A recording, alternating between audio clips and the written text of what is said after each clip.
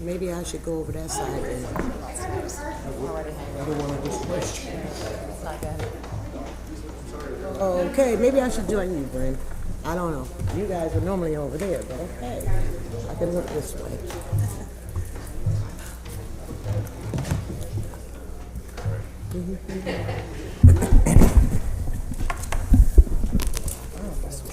I know, so do I. Yeah, really. I know this feels weird. It is weird. Can We going further down? It is weird. They're normally that in. It's fine. Oh, yeah, you're on our right, huh? Flanking us on the right instead of the left. Right. All right, it's 10:30. We could begin this finance committee meeting to Mics down so people don't have to. move mics. Like, so these guys. Mike.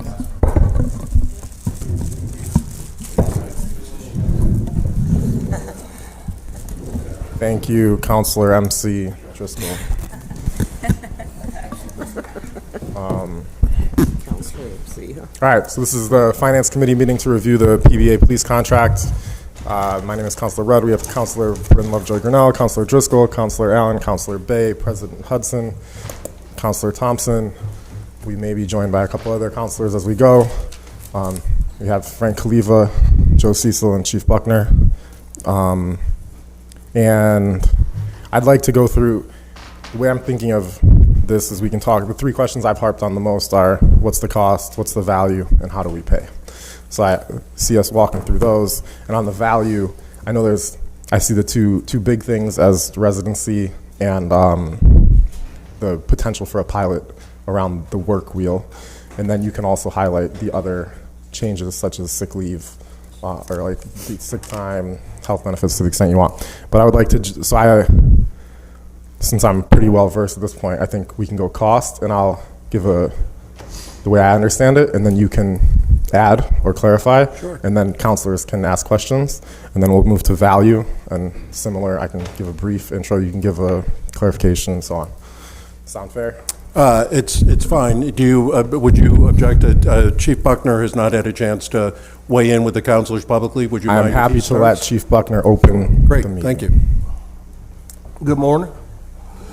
So, a few things.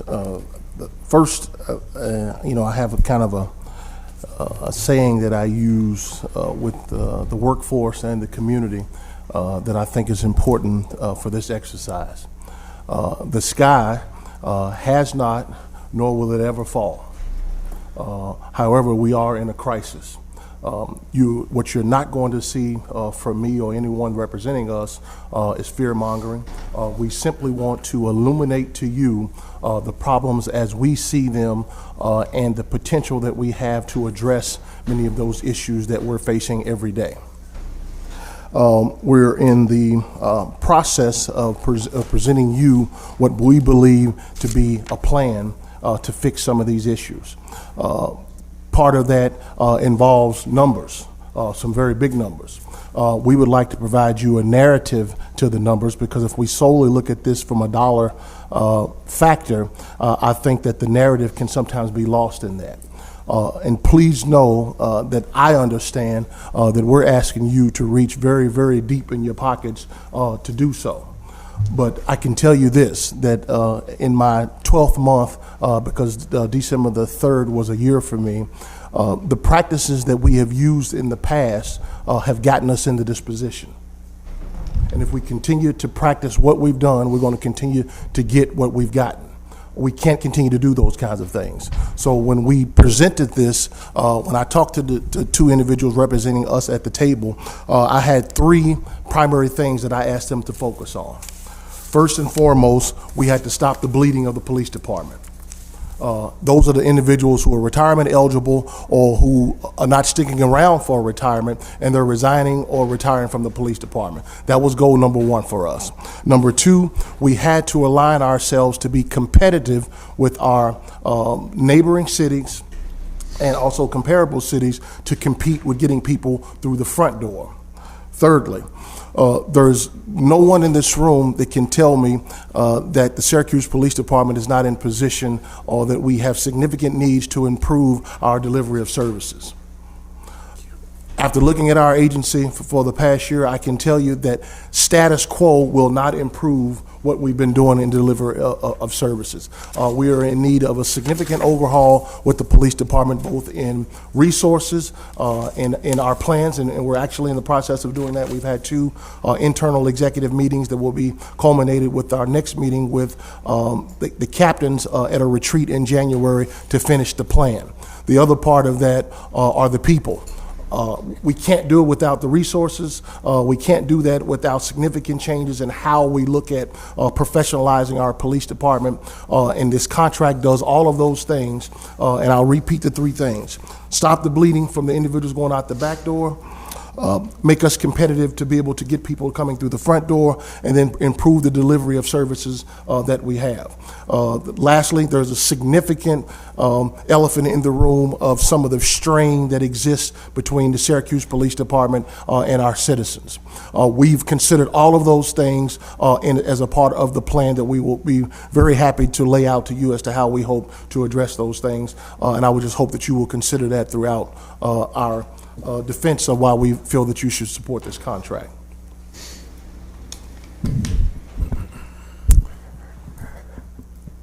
Frank, I think, actually, I'm going to change my mind. I think on the cost, you want to take a stab at, since we have the narrative, would you want to take a stab at describing the cost with the numbers? Sure. I'm happy to do that. I'm not sure what, I know you've all seen various iterations of this particular chart, so let me give you the most updated version, just because I'm not sure what what chart everybody is working from. Oh wow, you made it big. This is good.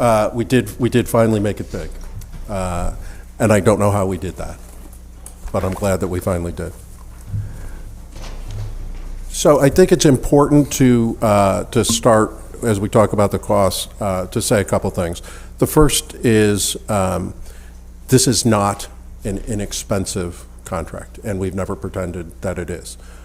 We consider it to be responsible. We consider it to be an investment in the things that the chief mentioned. We think we have a way to pay for it, and we think that every dollar spent will have a significant return in terms of benefits to both the force and the taxpayer. So over a 4.5-year period, and it's important to remember that this is a 4.5-year contract, the proposed costs will rise to about $19.5 million as a standalone contract. That's in deference to Councilor Rudd's approach and the conversation that he's been having. We don't look at it as a standalone contract.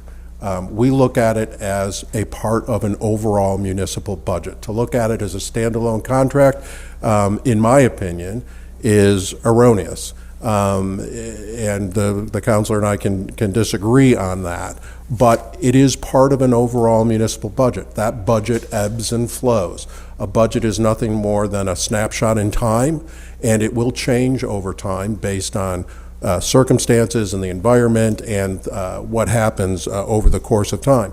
And we've seen that significant changes in what we projected a few months ago as to what's happened in the current 6 months. So the more realistic picture in our mind is that this is to some extent going to be paid for by the current budget underspending. It's important to note as part of that, there is a little bit of a concern out there that we are raiding other departments' budgets. That is emphatically not the case, period. We are not pulling money from other departments to pay for this, period.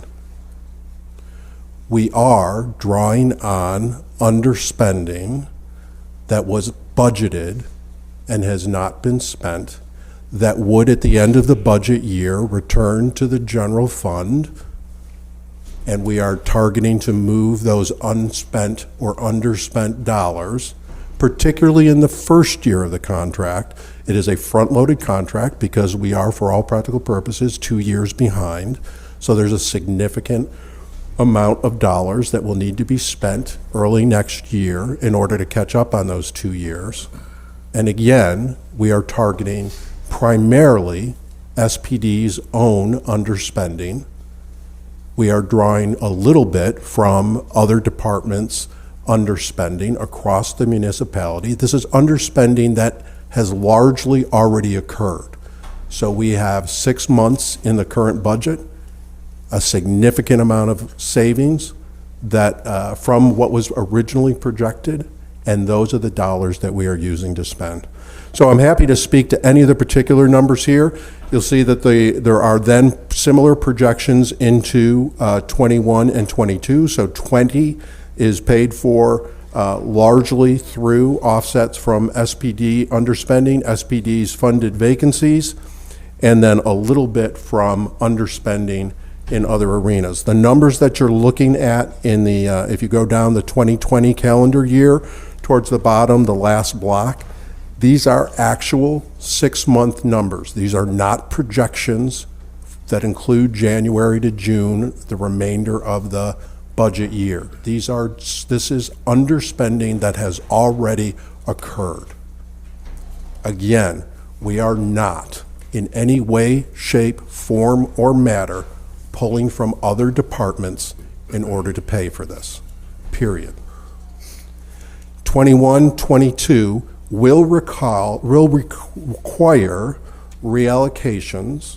We will look at doing a more true to actual budgeting process. It's one of the things I think, Councilor Rudd, Councilor Bay, Councilor Green, we talked about during the budgeting process.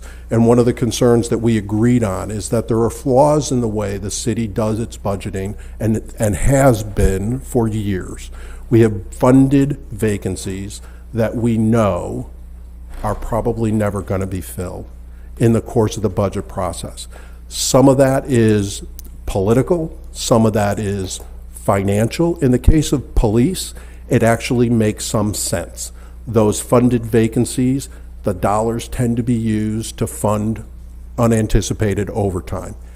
Across the city, however, we agreed that from a financial standpoint, from a budgeting standpoint, it's probably not the best practice. It is a peculiarity to the way this municipality has budgeted for years.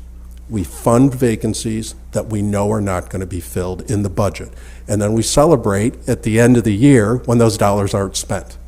We know the dollars aren't going to be spent. So why budget them in the beginning? That was the question we talked about during the budgeting process. We are capturing that peculiarity to invest in an exceedingly responsible contract with the PBA. Happy to answer any specific questions. I'll open it to other councilors. Questions? Councilor Bay, go ahead. Not sure if that statement was made to me, so you might want to take me off that list. I'm sorry? Yeah, what you said was addressed in the budget discussion. I didn't recall that. Actually, you and I had a rather robust conversation about it. About what About exactly? the fact that we have a peculiarity in our budgeting process where we fund vacancies that we know are unlikely. Yeah, we didn't have that discussion, Frank. I got a witness right here who was Okay. in that same meeting with me. Okay, I can ask her if she remembered that discussion. All right, but that wasn't me. okay. Now, I will tell you I agree, though. I'm glad to hear We've it. made that argument in the past about freezing money Yep. in positions that are not going to be filled. Okay. Over council. So I agree with that. So that would have been a short discussion, actually. There you go. Robust. The concern I have right now, and just being frank, is whether, and I mean this with due respect, I'm seeing transparency, or I'm hearing, a clever use of language. For example, when you say we are absolutely not pulling money from other departments, right? Which I get that, because it suggests that we're not pulling from their budget that makes them weaker. It's money that's essentially sitting there that's not spent. It's already, not being spent. It's sitting there. So, but even still, the money was allocated in that direction. My question is this, because I don't know actually. How much of those funded vacancies, whether they're in SPD, whether they're in DPW or wherever, and in some way related to union agreements? There's often talks about need for increased staff in other departments, but those vacancies are never filled because of administrative decisions. How much of those vacancies are there or are being held, if you will, based on union requests, Local 400 or Fire Department? I'm just asking. If any. I honestly don't know the answer to that question. I'm not sure I fully understand the question, and I don't, so if you can help me understand the question a little bit. I don't think I know the answer, but... I'll use it as an example. Yeah, One of please. the, I think, very warranted requests on the part of the SPD is the need for more workers, right? And Correct. and oftentimes that request comes from labor. I'm pretty sure Steve from Local 400 makes the same or similar requests, and other union reps make a similar request. And they hope for those vacancies to be filled, but they're often not. And so my question is, what discussion has been had with them to quell any concerns they may have relative to that, because we know those are a part of their discussion and their requests? If those discussions have taken place, I haven't been part of them or privy to them. I don't believe they have, which is kind of my point. Yeah. And I guess we're trying to find out if there's any unintended consequences relative to that. So I think that the general concern is an important one, and that is, are we in any way de-investing in other departments? And you're talking about an administration that has done nothing but invest in other departments. We're going through a capital budgeting process right now that is looking at how we buy 10 new DPW trucks, snowplows. We're going through a capital budgeting process right now that is looking at how we make a significant investment in equipment for fire. I think the important thing to remember is we approach this contract very, very differently. We approach this on a needs basis. The traditional way to approach a contract is to say, let's talk about salary, let's figure out what's the least we can pay to get the most out of the PBA. And rather than that, we sat down and said to the chiefs, what are your problems? What are the concerns? What do we need to fix? What do we need to invest in so that Chief Buckner has the force that he needs going forward? And we'll do the same with every other department. And we are doing that through the capital budgeting process, and we will do it through the fiscal year 21 process. So our intent is not to de-invest anywhere. We have a $253-odd million city budget. Our goal is to ensure that we spend those dollars in the absolute best way to deliver the absolute best service to the taxpayers that pay for them. Sound like a stump speech. It was a good one. Even I'm still, not running for anything. I Counselor. understand that. Even still, Frank. I guess my point here, and especially considering that you said you haven't been privy to said conversation, if it happened at all, is that I don't know, speaking for me, if there's anybody who deems it a de-investment, if no discussion has been had with any other union who have concerns about vacancies being filled, right? That's essentially what I'm saying. The reality of the budgeting process is that a department head would be responsible for ensuring that they create a budget, which clearly is a negotiated process, that they would be creating a budget that allows them to deliver the service that they're responsible for, to make the investments in the future so that they could continue to deliver that service. So yes, certainly we take a strong hand in that, but we largely rely on the professionals that run those departments, and they would be in a better position, any individual department would be in a better position to talk about the process that they go through. Do we occasionally, as part of the budget process, say, look, is that an investment that you have to make this year? Is that a investment that you can defer to another budget year so that we can move those dollars to where they're more needed? Absolutely. That's the nature of the budget process. So if that's the question that you're asking, it happens all the time. No, my question is very linear. Yeah. Like if somebody from Local 400 says to me, we are not affected by them unfunding those or taking the money from those positions that weren't filled, then that answers my question. I think the question is, why are they not filled? The question is more so what I asked you, and that is if the conversation was had with those other unions to see. My there was assumption any is that they potential. must have been, that those conversations must have happened at the department head. They've not That's the happened. problem. We Yeah. can't deal with must have happened, with all due respect. Yeah. Let me ask you another question, because when we were, and you know, I don't ever put words in any of my colleagues' mouths, so I always say I'm speaking for myself. You familiar with Truth in Lending Act? Now, in principle, it's relative, but you are familiar with it. As a recovering banker, yes. Right. And for those who are not, just to paraphrase, when signing any kind of agreement, if there are hidden fees in the agreement that you're unaware of, that you were not allowed an opportunity to say yes or no, then the lending agency is potentially liable for up to 3 times a loan. Now, while the overall idea is not relative here, what I am referring to was what was, I think, maybe, and I can't call it a purposeful omission, but we were told one price, 12 million, only to learn later it was 19. It's a big difference. Well, we dispute the fact that it's 19.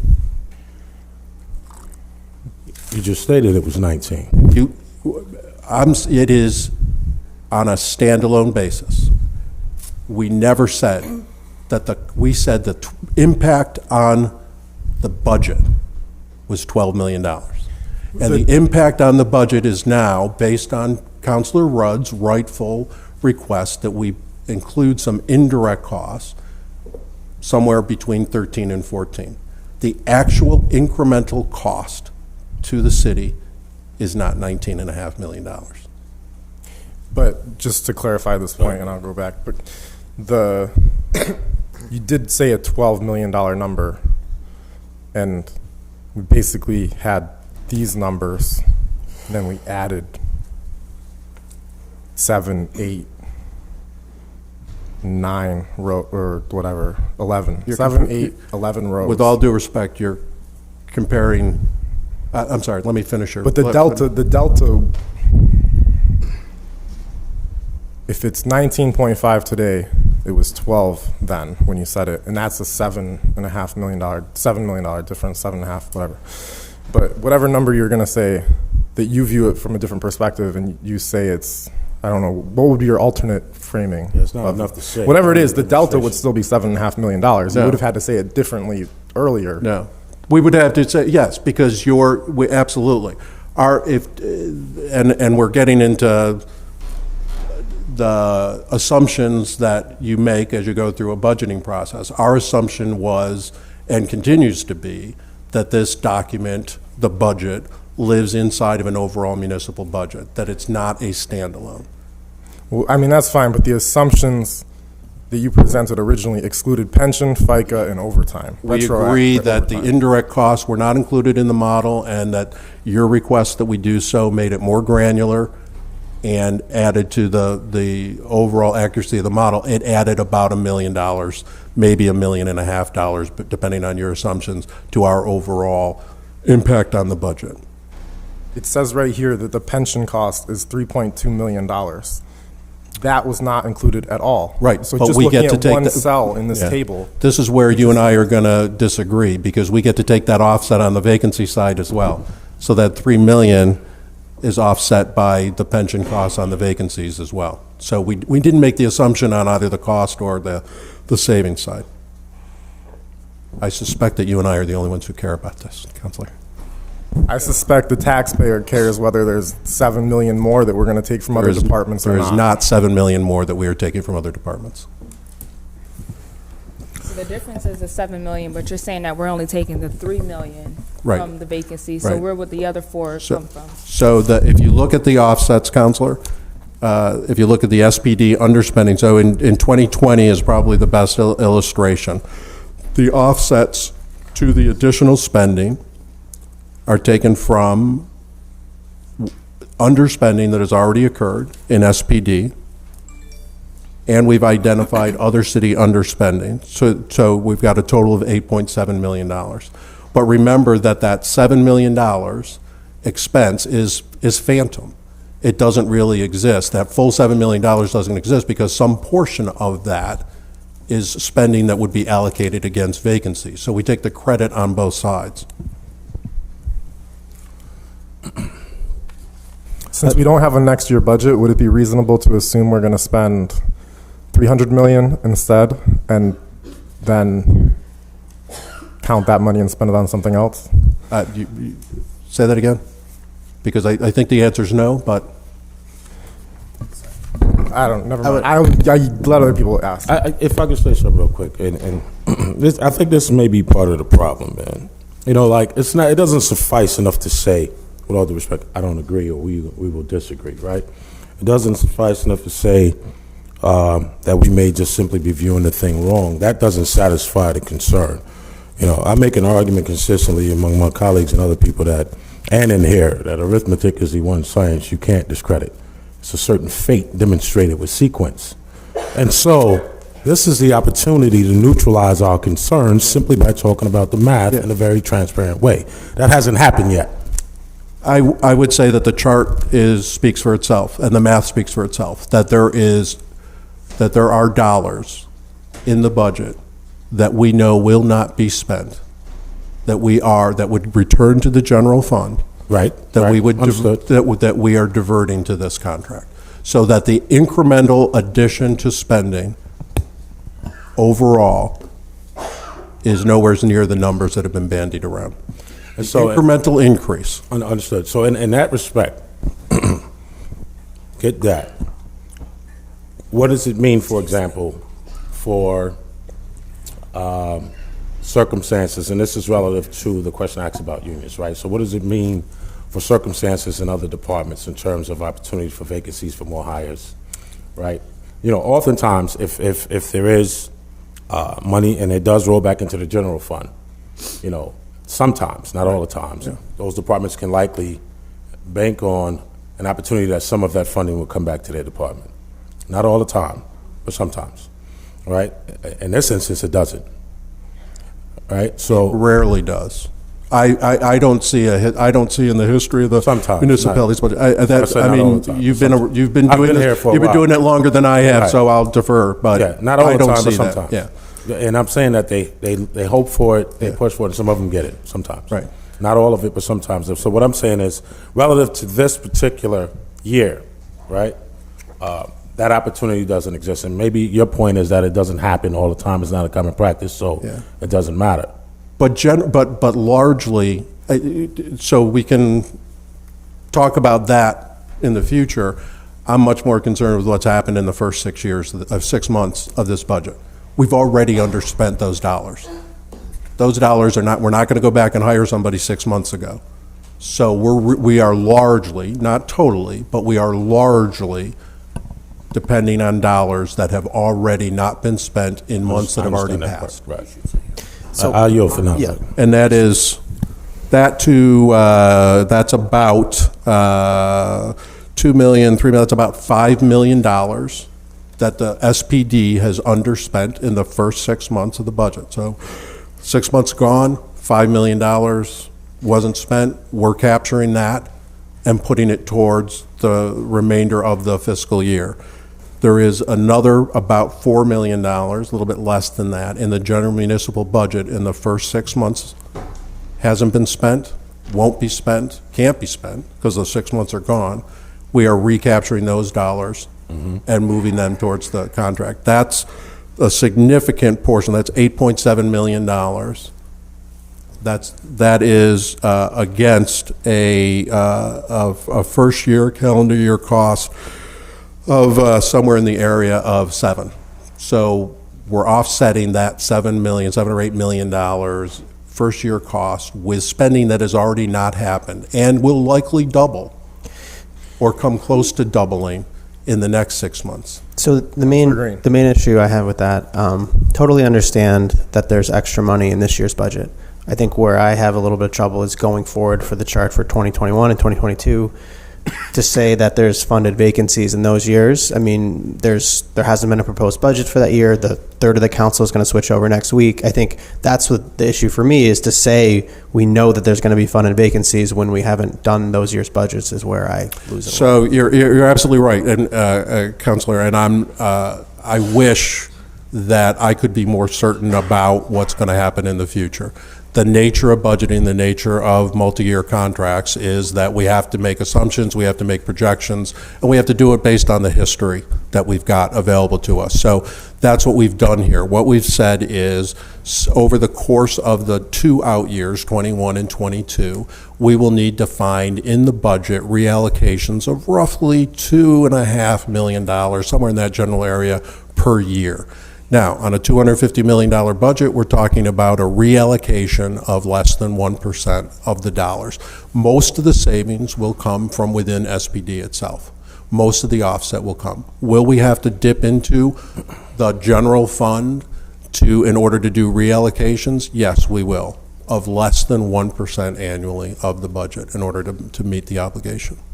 Just this, I don't know how many people are going to go with this, but for counselors, when we had our budget discussion, there was internal, like I would say, a strategy on our side was, should we really authorize them to be able to spend $11 million of our fund balance, or should we wipe that out and control them and make them come back and ask for permission to spend that money?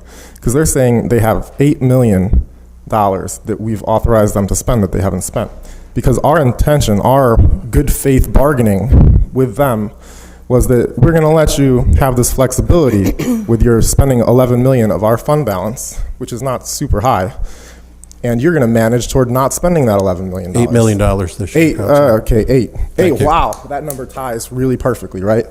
So 8. It was higher in the past, but so the 8 that we've probably managed to bring down that we were going to use from our fund balance, we're now taking our fund balance and using it for this immediate retro payment.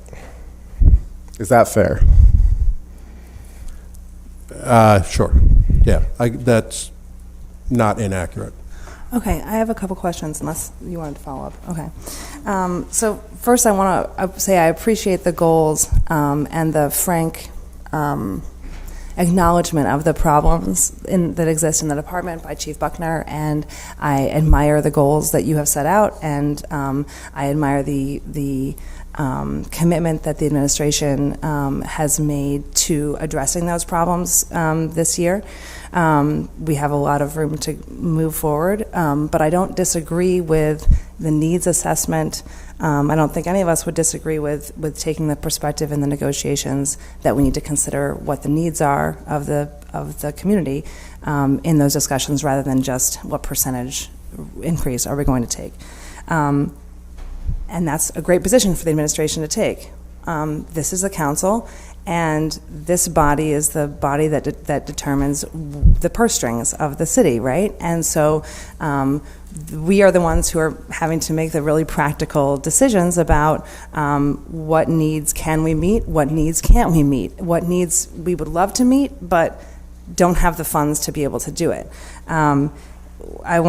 I also want to acknowledge that when this was brought to study session a week ago, the cost discussion was $12.5 million, and I'm not blind to the fact that due to Councilor Rudd's work, as well as other councilors, in the last week, we have realized the true cost, and what we're talking about here is based on that work in a conversation where, or in a climate where folks aren't sure whether the councilors deserve to be paid for their work.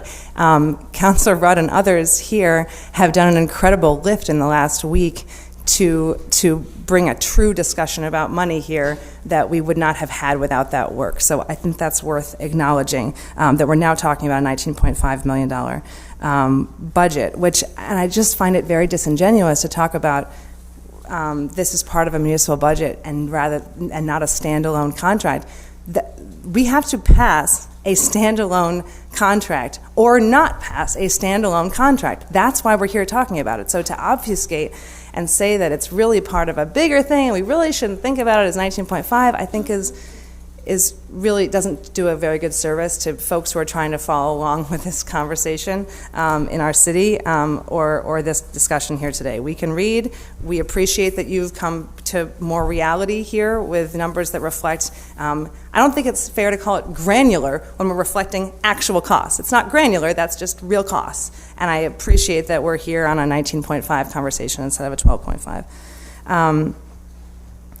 I guess my questions are related to what goal we are trying to achieve by paying, I think it's 6.5, I may be off, in retroactive incentives. That's the entire retro, but the incentive, I think, is 2 million retro. I mean, it's different. So there's retroactive payments reflecting 2018 and 2019 for the goals, which I think are admirable. We're going to reward people who are staying longer in the department, reward people who are choosing to be fluent in a language, gain that military service. All those things are great. But the whole point of an incentive is to change people's behavior in the future. And retro payments on incentives to the tune of $2 or more million makes no sense to me. The other, I think, elephant in the room is if we vote this contract down, and another assumption is that this contract would go to arbitration.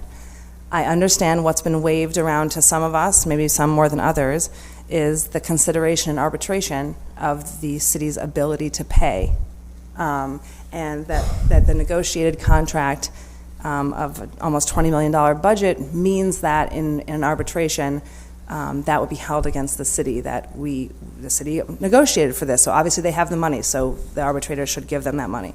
I want to be very clear on the record that we disagree with that assessment. I'm not going to speak for everyone here on the council, but those of us who do control the purse strings of the city, we disagree with the assessment. We want that to be clear for the record in future arbitration.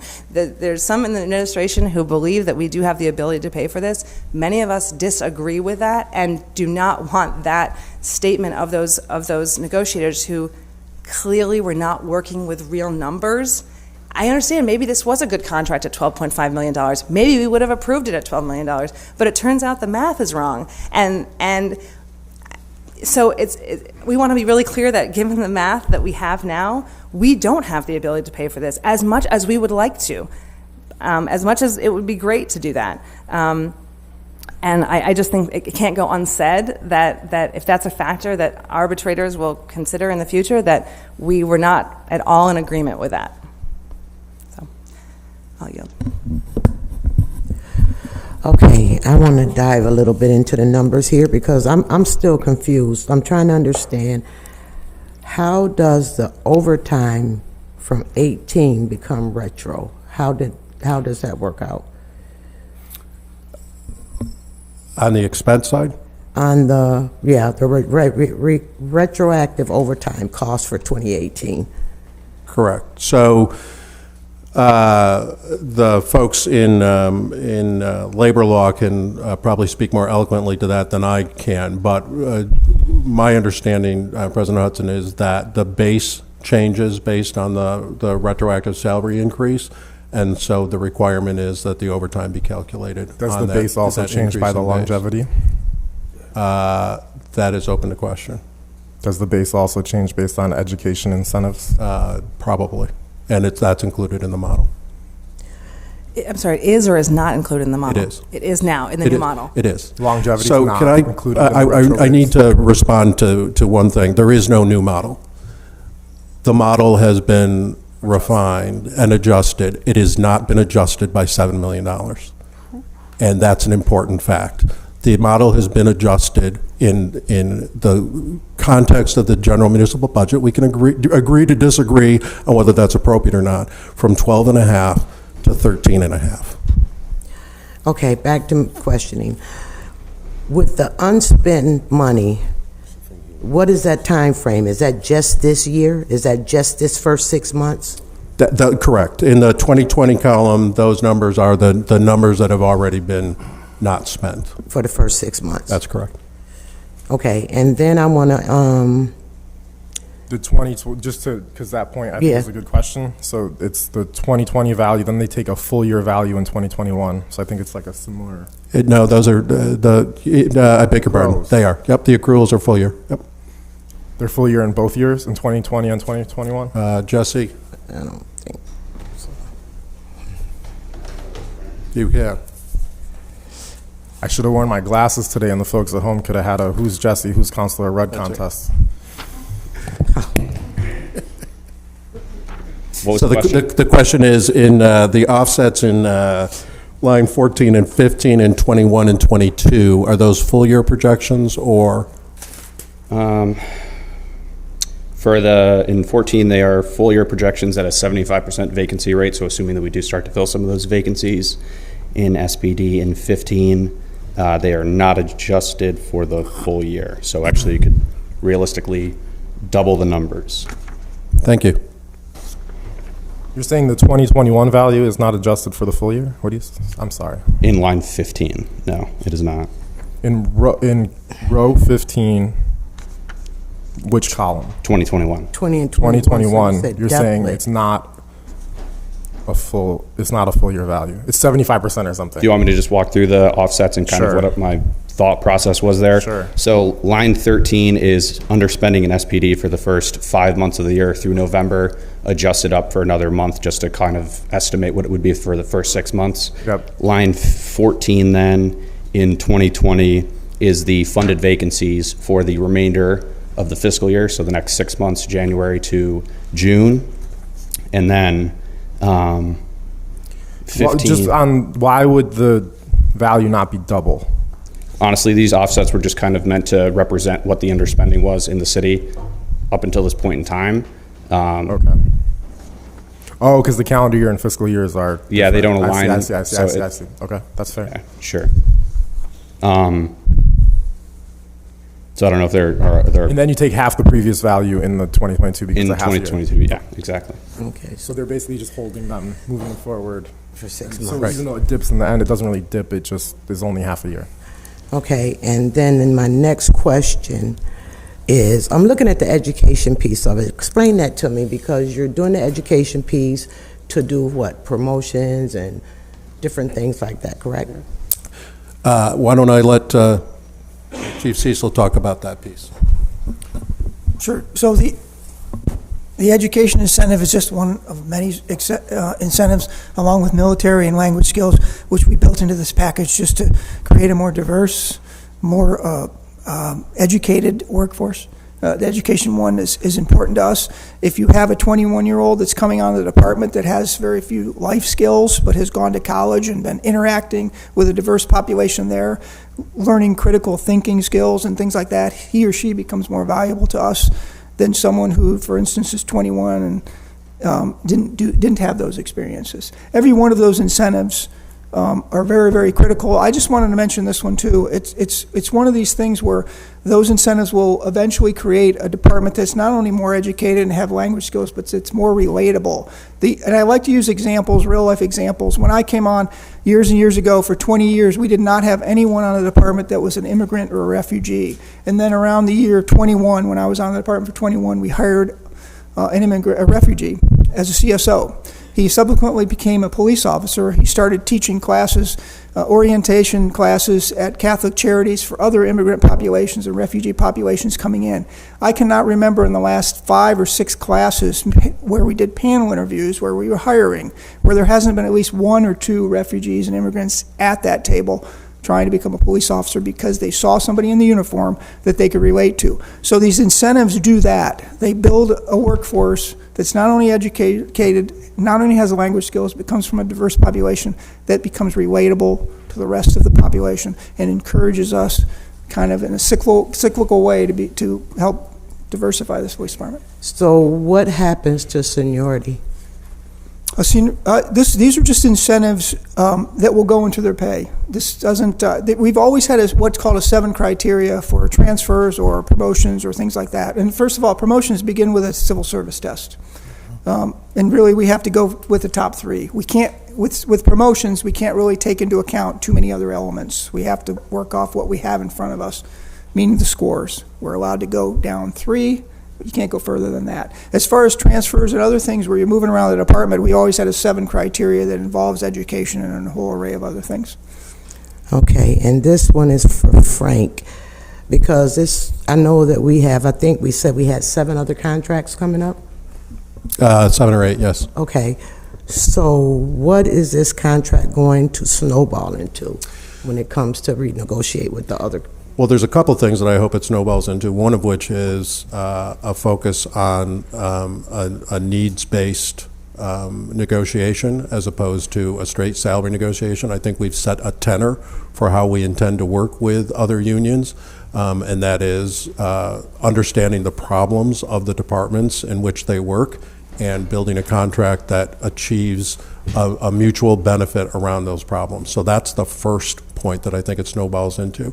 From a financial standpoint, I think there's we can take example after example where in this contract, every dollar spent is pointed at a particular problem that the chiefs were trying to solve and that the PBA, in most cases, agreed to. They might not have agreed to every detail and every nuance, but in general, across the negotiating table, we agreed to a certain set of problems that we were trying to solve via the contract. And that's the approach that we'll take with the other unions as we go into those negotiations. So I don't see this setting, with one exception, I don't see this setting any financial precedent. It sets a precedent around the negotiating framework. The only precedent I think that I want to be careful about that we hope to carry into the other union negotiations is the variable, the shared expense of healthcare insurance. That is tended in this municipality to be flat fee. That really isn't reflective of reality. It's certainly not reflective of general practice. And so we've moved in this contract to something that is we're beginning at least to be a variable, and we would intend to carry that through with other union contracts. Can I just follow up on one of President Hudson's questions? So in general, I appreciate the interest-based bargaining, and I think the 3 main components of it really are residency, which is something I think all of us were something we wanted. I think the community said that.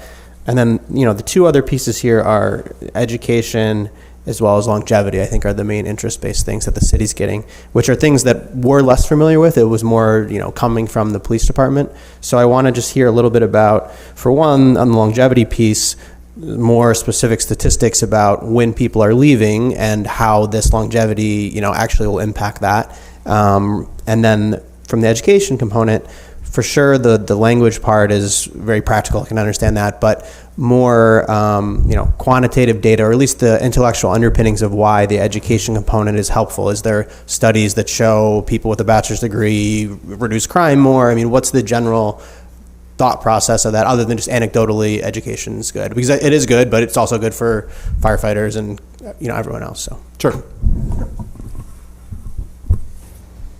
Thanks. So as far as longevity, as you know, we built it into year 21. It was specifically put in year 21 because the retirement of an officer is based on his or her high 3 years. We have many officers on the department now that are in a different tier where they can really only maximize their retirement in their last years of their basically work, because they can only build the retirement up to a certain extent. It's because of their tier, because of the retirement tier they're in. So we put 21 in there because putting 20 in there doesn't make much sense. But 21, we figure if they get this incentive at 21, chances are they're going to stay for 22, 23, and possibly 24, because that's going to be their high years. So we'll keep them on. It was just a way for retaining officers, Counselor. We have, and I mentioned it in the last study session, we used to count on 15 to 20 retirements every year. That was kind of our average.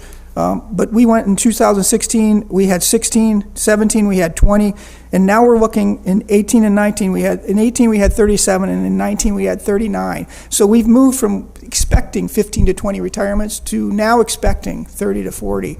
It is very difficult to recover from that. So I don't know if I answered your question, but that's why it was pinpointed at 21, so that we could kind of stop the hemorrhaging for this time period of this contract. So yeah, I think that's exactly the data that I'm looking for, and perhaps my colleagues as well. Is that, you know, if we get a chart that says, here's the last 10 years, here's the number of people that retire at 20 years, here's the people that are leaving at 5 years to go somewhere else, just so that we can have a better understanding of, yeah, this is a real need within the department because they're losing people at these critical moments, and longevity is going to be the thing that's going to keep it. Yep, you're right. HR can easily do that for you. Absolutely.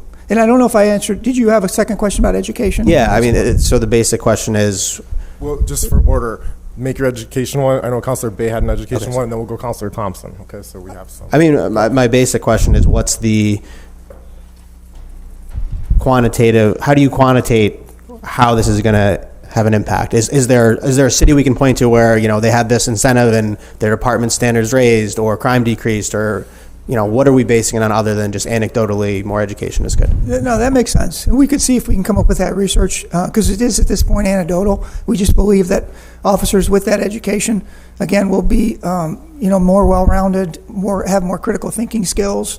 90% of what we do these days is report writing, and those reports eventually go into court and have to be used for the court proceedings. So it's very important that they have that ability to write the reports succinctly and with detail. So there's a bunch of different things that go in that, but I know quantitatively, if we can try and figure out and look at other departments and see if we can make that a little bit less anecdotal for you.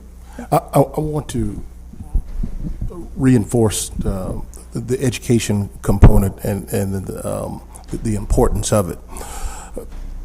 So one of the agencies that we look to as a model to attempt to improve our operational or policy or procedural things is the Arlington Police Department. It was led by a very progressive chief. Many agencies across the country, still in the minority, you have to have a degree to apply for the job. Arlington had a degree requirement in the 80s. Today, we have a captain who will soon be graduating from the FBI National Academy. He's sitting in the room with sergeants. Of my executive staff that exists today, there are no national certifications in any of their resumes, all highly qualified. What you're seeing, and you're doing exactly what you're supposed to do, of pumping the brakes to say, hey, what exactly are we signing up for? I want to tell you, operationally, we're doing nothing but trying to catch up. Monumental cost to it. But please don't think that we're taking a great leap and bounds about what we're doing. We're simply catching up to what other people have been doing for decades. That's why we put this in place, so that we can compete with other agencies that give incentives to people who have taken the time to get this degree, taken the time to learn another foreign language. You have to give people an incentive for that. So all we're doing is catching up to our competitors. And we talk about the longevity, and we throw that word around very, very loosely. Think of Syracuse Police Department on our best day. Think of Syracuse Police Department on our worst day. Look at the incremental increase that you're seeing in people retiring or resigning. He didn't give you the resignation number, because millennials today, when I came on 27 years ago, we knew we were in this marathon for 20, 25 years to get to the end of the yellow brick road to get a pension. Millennials don't see this profession that way. They're not going to be anywhere for 30 years. So now we're having people that we've invested in 7 years into and saying, I think I want to start my own landscaping business. So when you have people walking out the door, we have to do something to go back to my goals. Number one, how do we stop the bleeding? First of all, I've got to get these senior guys to stop walking out the door. And if you think that if we continue down this path, we're at 61 vacancies today. And think of response time, the complaints that you all call us about, the complaints that your constituents call you about. What do you think is going to happen to our response time if we continue down this path? We built a budget that is based upon that we're trying to recover from some very bad decisions by someone, and they had a reason for making the decisions that they made, that we went multiple years without hiring police. We're paying for it today. I don't know who made that decision. I'm on the watch today. I'm trying to sound an alarm for you. We've got to do something different in order to fix this police department, to align it, to get back to where we can be competitive. We're not competitive today in many regards, not just in public safety. Second thing, today, 80% of our crime is theft, even though the first 2 minutes of the news is violent crime. I can tell you that unless it's a true ground ball, meaning that the fruit is so low hanging that we can reach out and grab it pretty much from that scene, the majority of our thefts, we don't have the resources to be able to go and investigate that. It goes into a black hole. We can talk and use a bunch of fancy words about we're doing a resurgence. Well, we're going to invite businesses in, and we're going to improve our schools, and we're going to get new residents to come to the city. All of those things sound real fancy, but nothing moves until people feel safe. And this police department will not improve with the current footprint or the past practices that we've used to patch this organization. We cannot continue to do it. Councilor Bay. Do you have the resignation number, though? I'm sorry, Counselor. There were six included in that number. They're of the most recent year, yes. included in the... Which would take that to 45, I believe it was. 45 in 2019. Yeah, I appreciate that, Chief. You know, Yes. and let me be frank here. No pun intended. I think the message from the council has to be clear because it's often misconstrued. You know, and this is echoing what Councilor Lovejoy Grinnell said. The effort to shore up and strengthen the police department is noble.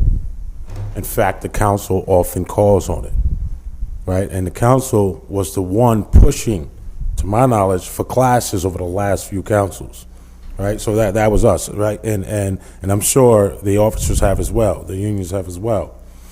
So I don't, you know, the message can't be, and I'm not saying it's implied by anybody, but the narrative and the context can't be that we're somehow disregarding anything about safety or any of that.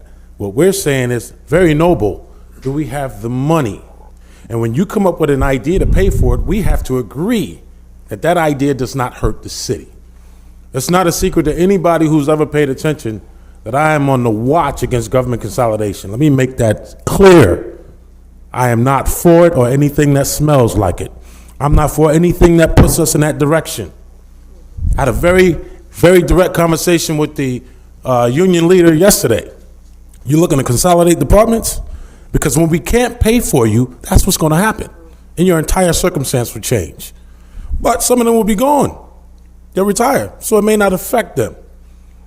But we have to be concerned about whether we can pay it. So it's not that we're not interested. It's not that we're questioning it, and it's not that we're questioning people's intent. It's whether we can actually pay for it. I want to make that clear. You know, the thing that's on my mind in regards to incentives, you know, I appreciate, and Mr. Piedmont made it clear for me yesterday that, you know, while there was a request for retro incentives for retirees, that is not a part of the deal. That the retro is relative to active workers. That part I appreciate, but I'm struggling with the idea of retro payments for longevity. There's a little bit of a conflict there, contradiction. I'm also a little concerned about retro payments for previous performance. You know, and it was meant, you know, Deputy Chief Cecil, when you mentioned the various tiers, none of us, you know where I'm going, I think, who may be tier 5, tier 6, can say we want what they had in tier 3, tier 1. It's only fair. We work here. The state will never do it. Nobody will do it. You know, and I think when we talk about, so I don't get the idea of a retro incentive for education. I don't get the idea of a retro incentive for longevity. Hard to argue incentives for future performance, to her point. and I don't mean any disrespect, but from my perspective, even when other corporations pay for or incentivize education, the learning and the acquired skill was usually the incentive. The opportunity for promotion was the incentive, not money, right? So this is different in that respect. You can't make an argument, or argument can't be made about its similarity to how corporations perform in the private sector and the like, because they don't, while they do give bonuses and that kind of thing, and, but the idea of giving you money for performance, on top of the fact that you perform, and may have paid for that too, I don't know, that's a little different, and so I guess those are the things that I'm struggling with, is that we're talking about being competitive, which we need to be. We certainly need to continue our efforts to become a 21st century police department. I think I'm speaking for everybody that we support that idea. Math just got to make sense, man. And we just have to be clear that we're not in some predicament 3, 4, 5 years from now that we can't get out from under. Understood. I do not want to be under a state control board for a bad decision today. Understood. Two things, just in response to that. I know Frank is ready to speak. So the overtime dollars is something that has come up in our conversation here frequently too.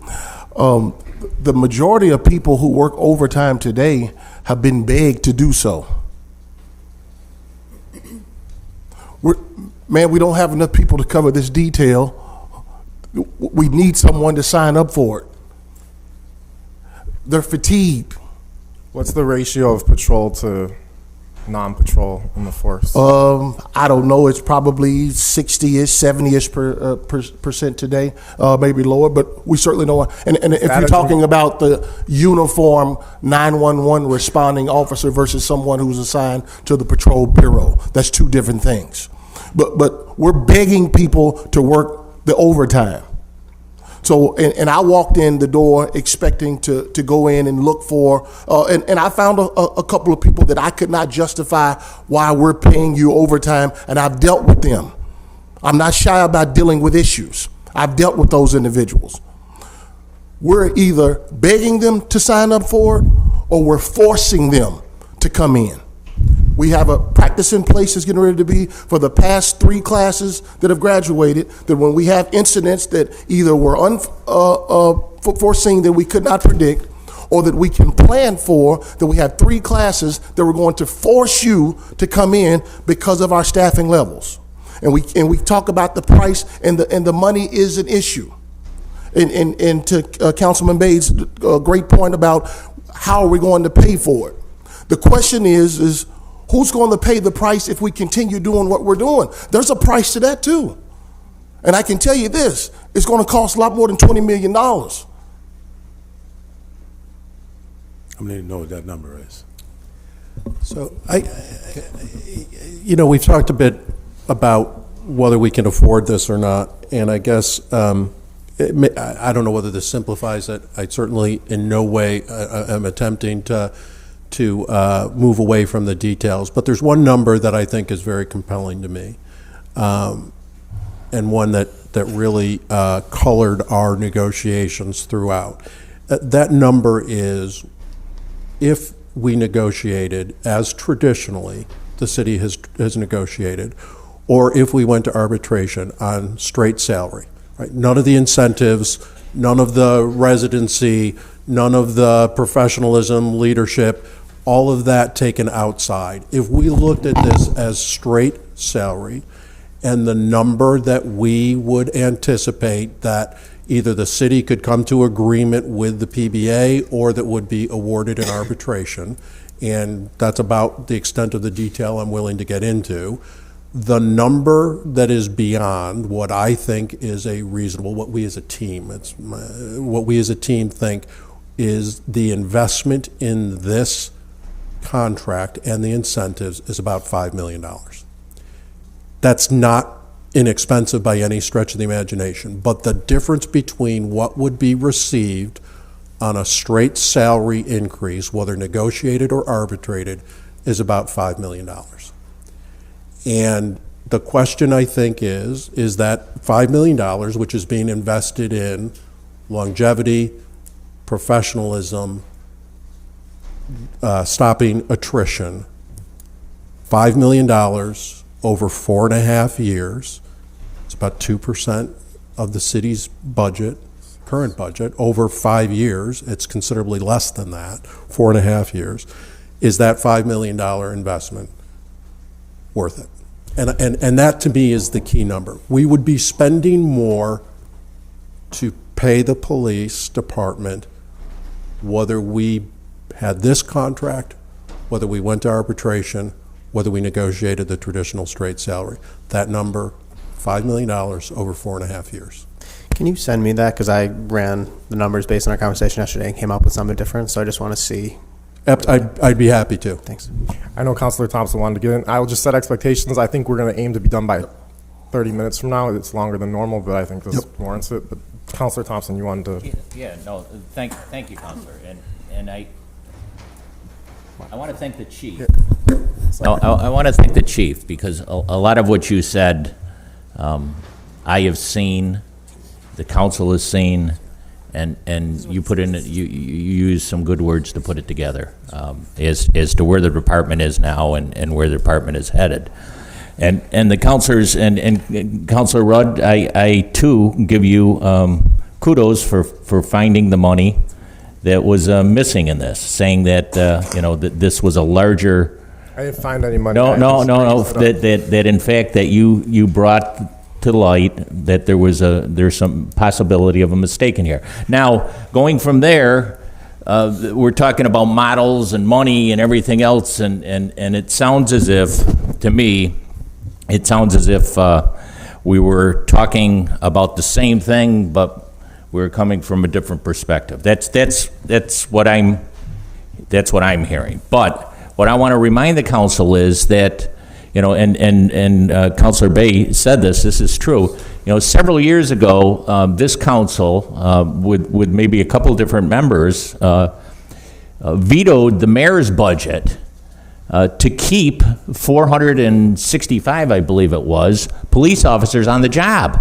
Because we were told by the citizens of the importance of that. Now, I believe that the department needs more than 465, and at that time the other councilors did too. But we kept this number, and then we had seen the number drop below this. Today the number's 403 with 35 people that are actually cadets that have just gone through the training that are working with other police officers, but they're not considered alone officers. They're not able to take the calls by themselves. So what we have seen in this 3-year period is a decrease in the number of officers that are actually there. And that's why, Chief, when you talk about the bleeding on the one end, we can see it, or we should see it. And we should want to stop it because we vetoed the budget that the mayor had put in to decrease the amount of people on the police department. So I think for some time now, the department has been in lockstep to make sure that we have enough officers to address some of the concerns that you have. It's how we're going to get there. And last year, when we went through the budget process, Councilor Rudd put his whiteboard together and wrote down a number of different ways that we're going to accomplish that for the police department and for other departments. And 3 of the things that you have come up with are things that were on the board that have now been accomplished. So what we're sitting here today trying to figure out is how much revenue are we going to use in future years to pay for this now? Because when we start talking about, is it a standalone thing? Does it come in the larger budget, the city budget? If it were a standalone, how much money have we given back, or has the police department given back to the city revenue over the years of the contract that are not included? How much? No, because that's part and parcel of it.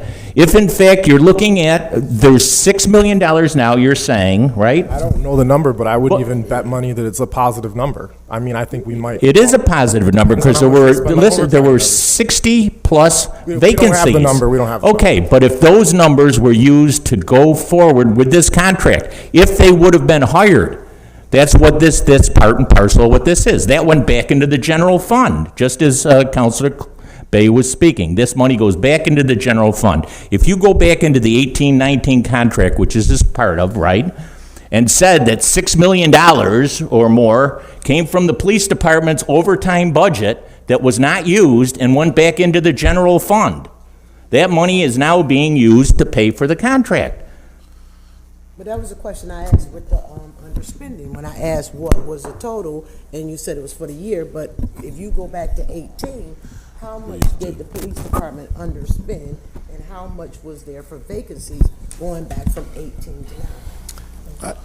I don't have that number off the top of my head. My recollection is it was several $1 million, but we'd need to go back and take a look at the budget. And I guess just my last comment, and is that as we discuss individual parts of the contract, the educational component, absolutely. State police now have you have to have a degree in order to take the exam. The Syracuse Police Department has discussed this for years. It's about time we turned into the 21st century and finally got education on board. It's great for the younger guys that most of them that come on have degrees. But in the context of looking at the contract and saying that we like this and we don't like that, we're only hearing one side. We're not hearing the other side from the PBA, which, according to President Piedmont, there were things that they didn't like that the city got out of them. So I think we need to hear both sides of that if you're going to talk about the adjustments. That's it. Could I have a comment after Council Rugg? Hang on, I have a couple, just as chair. Okay, go ahead, Jesse. Okay, you can answer. Just to shine some light on your question from before, real quick on vacancy numbers, from January 1st, 2018, there were 47, and from January 1st, 2019, it was 50 or so. So what's the authorized number for the 489? Just in terms of the cost for those 2 years, though. 489, what's the funded I want the number? cost. Yeah, he's finna get 464 is funded. 464. So call it about 50 vacancies. It's about $50,000 a year for each of those You're counting positions. 50 vacancies. Yes, I'm doing. It's not 50, it's $100,000 is what the city figured. So we're counting. They're figuring 50. If we're counting 50 vacancies, that means the most we can hire is how many? Well, Anybody? I'm If going back there's to the 460 cost in the prior budgets that wasn't actually spent because they were funded vacancies that went Dollars back. that were turned back into the fund. So it's about 50 positions, $50,000 in salary, if you want to call it a round number. I'm underestimating. You can't say that because we're talking FICA, we're talking everything else that's Getting involved there. here. It's $100,000. I'm getting there. You bake in the budgeted costs for the pension, for FICA, for healthcare. That's probably another 50%. So 70, 80,000, maybe $90,000 per officer, For an 50 entry positions per year. That's, I would call it roughly $4 or $5 million per year. So about $9, maybe $10 million in 18 and 19 that wasn't spent on funded Those are positions. intentional decisions to achieve savings, to not blow our budget. If you remember some of these years, we had The like argument 23 you're million making that we they're not using authorized. it. Your argument is that they're not, they're using that money now from somewhere else, but they didn't use the money that they had before. Does the number in the future let you get to 450 to do the pilot that we're talking about? Not with this 460. current platform that we have, we won't get to 450. We won't get to 450, so I'm just going to put a big fat donut next to the value of that pilot for now, okay? Because I know we're going to run out of time. Other questions I had that I want to make sure are asked. One, I do not see the Commissioner of Finance in the room. It's my understanding that he is the CFO, and I also understand the need not to say this in public, but I would like to know, will the bond rating be affected negatively or positively or at all based on his perspective of this contract? He can give us an answer in writing, because I understand that might not need to be a public thing. The other question, we just touched on the vacancy part. That was what I wanted to touch on that.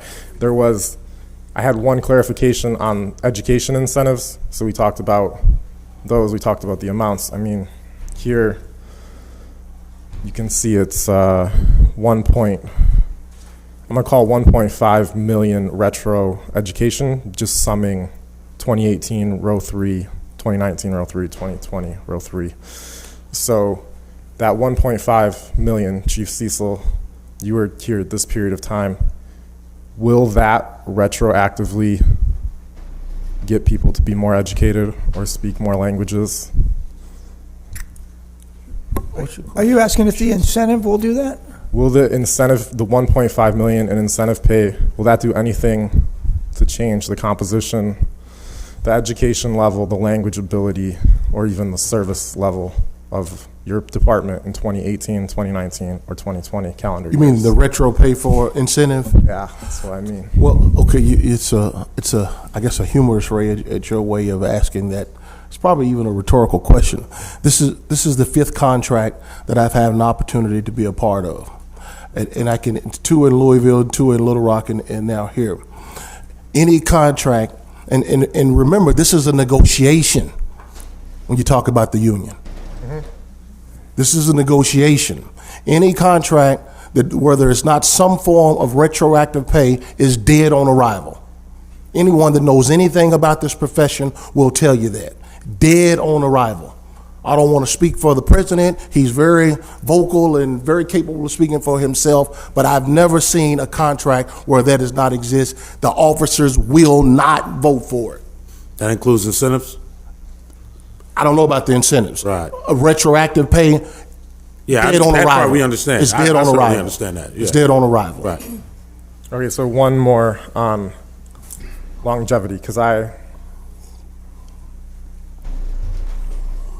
Chief Cecil, you described while you were talking the tier difference, how the formula has changed for members, and I would understand this to be a PBA priority, right, is to maximize pensions in the longer term for their members. So it sounds like the people who are closer to retirement now are unable to utilize overtime to maximize their pensions as easily. So it seemed like there's a need for something different, and it seems like longevity is that something different. So from my perspective, it feels like we're paying a longevity incentive that's described as purposeful because it's supposed to retain people, but I actually see it as retroactively increasing our pension costs in a very near term. So I don't know if there's a question in there, but I just want to highlight that just point. to piggyback, just with no impact on behavior. With no impact on whether they stay or not.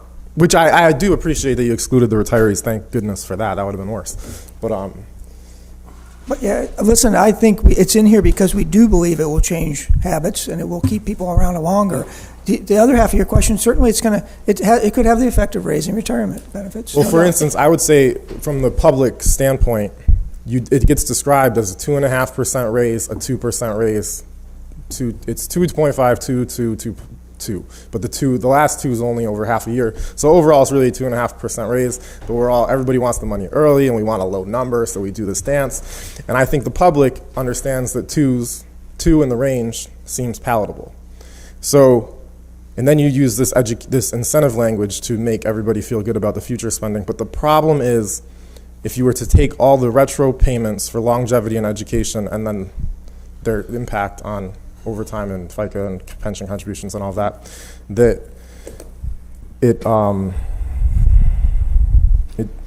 I'm losing my own thinking doing my math in my head ahead of time. But we could have just given them straight money in the COLA, right? The annual increase, the effect could be, hey, which is the negotiating, right?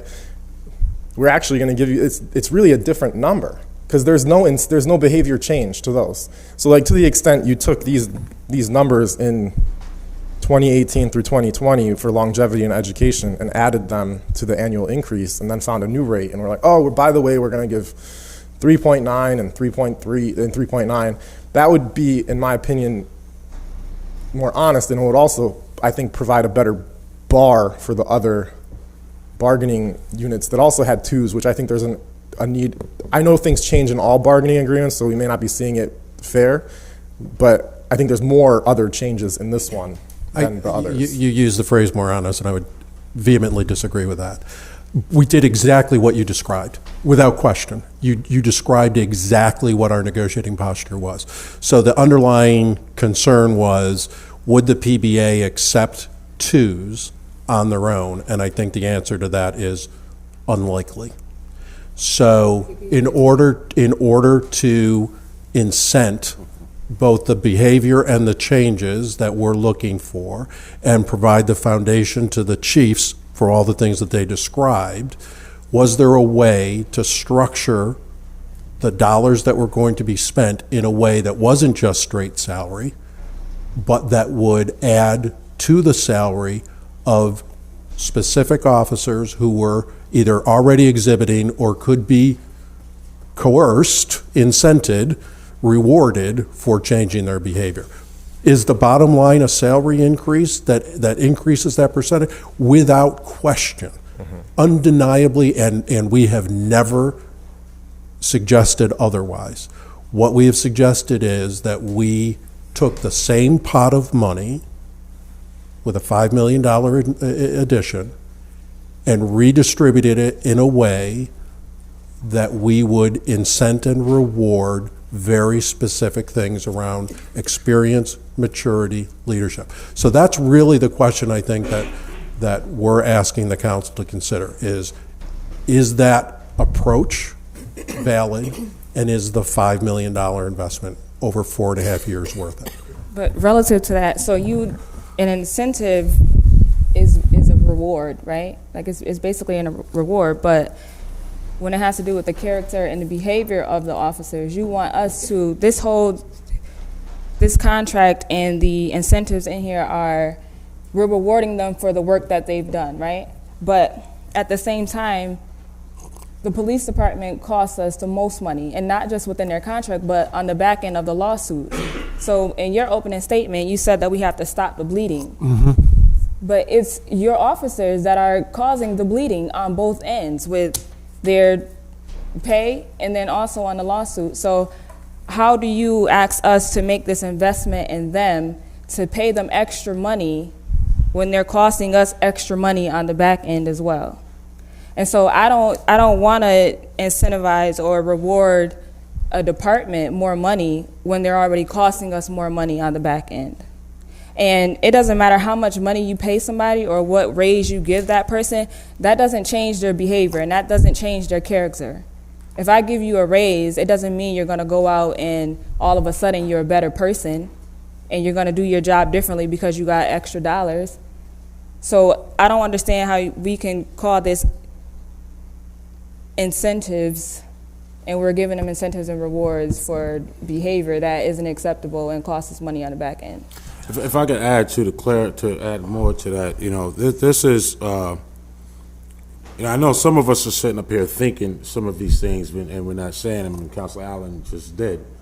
We did have these conversations with the deputy mayor and with Corey Driscoll, she don't like me to call her Madam Director, and while it's always the argument, we know it's not the most, but it's the few, that may have created some issues. For what could be legal reasons, we won't identify where those issues take place, but I'll reference past issues we've had to deal with, in terms of settlements and the like. And it's tough when you hear and or know, to speak to her point, about some of the perceptions that people have about the city. And so, to be absolutely candid, some of the best experiences that people get of people in the city is what they see on the news, what you read in the news. The problem with that is you get people who come in with a predetermined idea about you and ultimately a predetermined method for dealing with you. This is a problem. Money doesn't solve that problem. As an elected official, there's a lot of officers in comparison, so all of us don't know all of them don't know who the elected officials are. We may approach them, and now if we approach you in the street, it's probably a legitimate reason. In the same demeanor and kind of dismissive response you hear constituents talk about, some of us experience as well. And I'm not a title dropper, so I don't say I'm so-and-so, right? We've experienced that ourselves. So the point that she's asking is very valid, right? But we all know that's an issue. We don't have to kind of dress it all up here, but it's a very valid question to ask. When we're talking about having the funds, and we know that there are going to be some circumstances that are going to cost.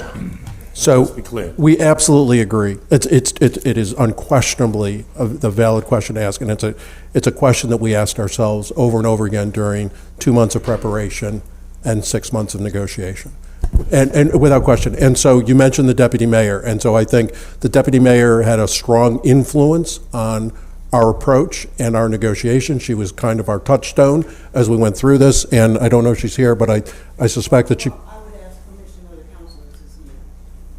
If that's okay. Thank you. Yes. And let me add that a big part of the push for residency was twofold. It was obviously for tax, the property taxes, an opportunity there in terms of increased revenue, but it's also because of familiarity.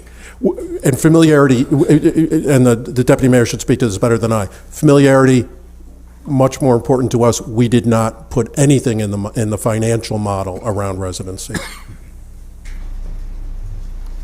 Sharon Owens, Deputy Mayor, I appreciate the time to say this. First of all, I want to thank the council. To Council Bay, to your point, you're doing your job.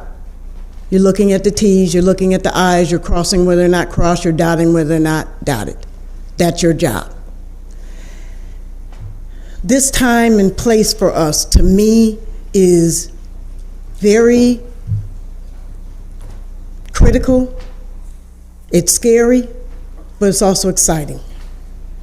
And the reason that is for me is because we've gotten to a place, and we're having a discussion that, not in my memory, Councilor Thompson, Councilor Hudson, Councilor Bay, that we've had this kind of comprehensive discussion about the police force and how we fund it and how we're going to invest, after your consideration, and what it looks like and how it operates under this leadership.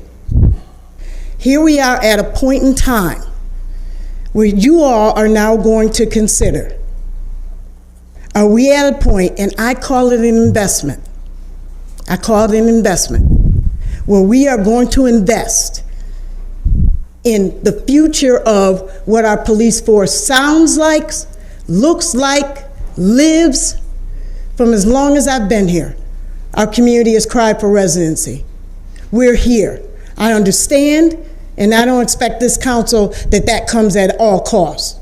Your job, and Councilor Bay, you always remind all of us of this, among other things, is to be fiscal stewards over the welfare of this city. But we are at a moment right now. I'm loving the conversation. This has not happened, and again, I look to you who have been here to have these onion peeled apart conversations. Excuse my passion, but we applaud your passion. I've been nailing Frank. I've been nailing Corey. Don't come out of that room without residency. Let's talk about, we have 80 languages in this city. We need officers that can speak to those folks. Councilor Bay, your point, and Councilor Allen, your point is not lost. But we've started that motion about how our officers interact with our residents, the taxpayers of this city. We've changed our use of force policy, very interactively, by the way. And so your decision is not, and we don't take it lightly, not an easy decision. But I really believe we're at a crossroads right now of whether or not you are going to consider the investment we're proposing before you. It's probably a good transition. The one item I had on the list that we haven't talked about is residency, so we should probably use a few minutes to talk about that. Could I get a comment? Hey, Councilor Driscoll, you've been well-earned. Just ask a couple of questions, if I may. So one thing that we've heard, Chief, is that we want to be competitive with other municipalities. Yes, sir. And I know sometimes when we ask a question up here and we ask for data, that means a half a day or a full day's work from someone else who has to collect that data.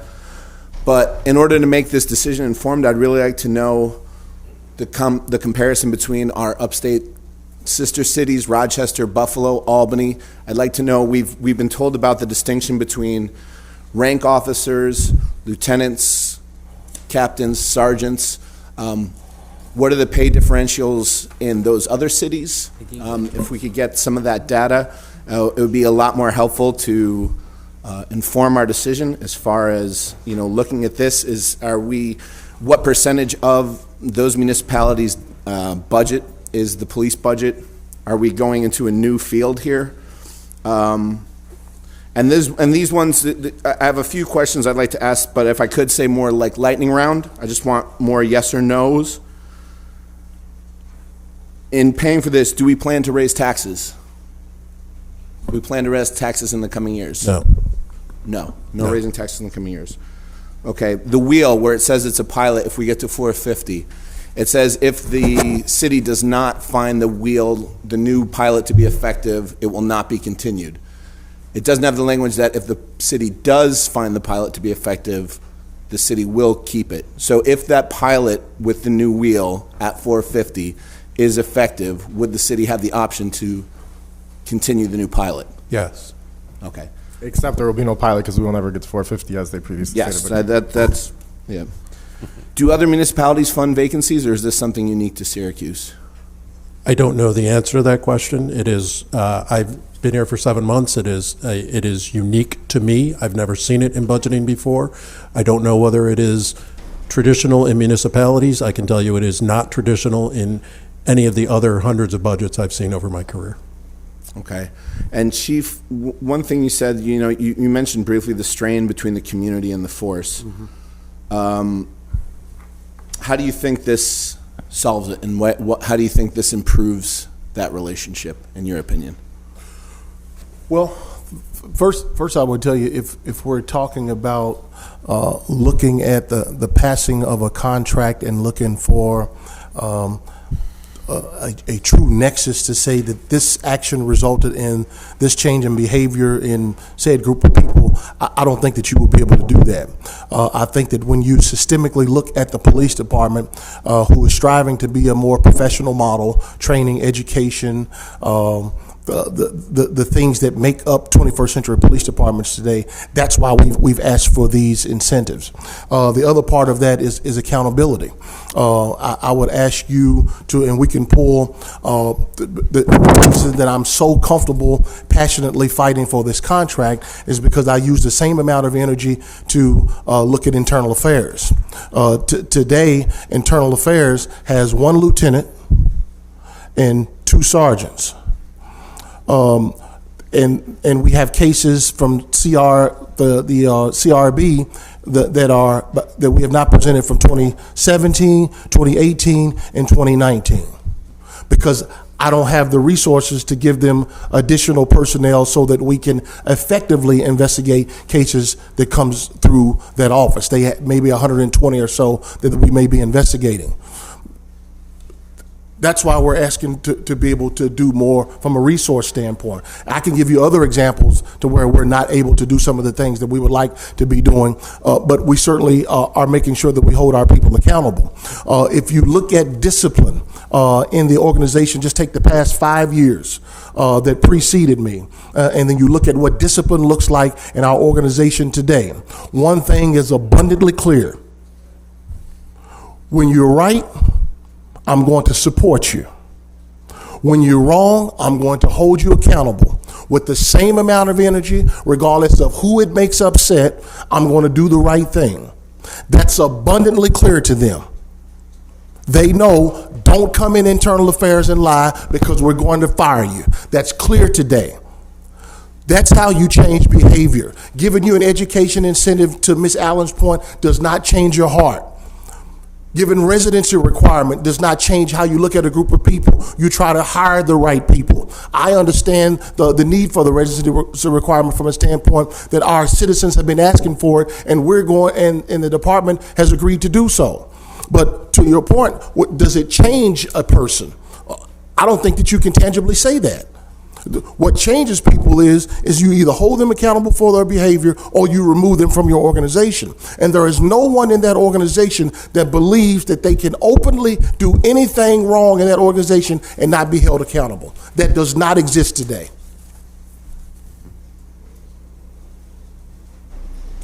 Thank you, sir. I'll pass back President to Council. Hudson. Okay, I just want to ask a hypothetical question, okay? And this is just me thinking, so I just need you to tell me how this would work. Because you're talking about the longevity to keep the experienced officers on the job, right? Yes, ma'am. So, just for argument's sake, like I said, hypothetically, so for the how many millions of dollars, Yes, ma'am. how many classes could we move forward? An average class, and well, I'll let Frank and Jesse and those folks do the heavy number, and Lutz is in here too. An average class for us, we can logistically probably handle 35-ish people in a class. So when I say logistically, class size, and then also the field training program when they are on the street. And that's for maybe a year. maybe to 40. That's what we could handle. And that's per year. That's per class. Right now, we're trying to get 2 classes a year. But the longevity really has nothing to do with the front door. No, I know, than but we don't just catch my up. hypothetical question Yes. is this. So if we said however many classes we can put on for those millions, and we're talking about, as Councilor Allen said, the behavior, wouldn't you be able to bring these classes on and train them the way you want them to be trained on the streets? Well, that would almost imply that the individuals who have already been hired have not been adequately trained. And I don't believe that's the case. Because an individual officer commits an infraction or does not do something reflective of the values of our organization doesn't mean that he or she has not been trained. It's the same as our kids. If they go out and they steal a candy bar from the store, that doesn't mean that the mom and the pop condone stealing. Point taken. Point taken, but so stop coming in communities just blaming mom and pops, but point taken. Okay.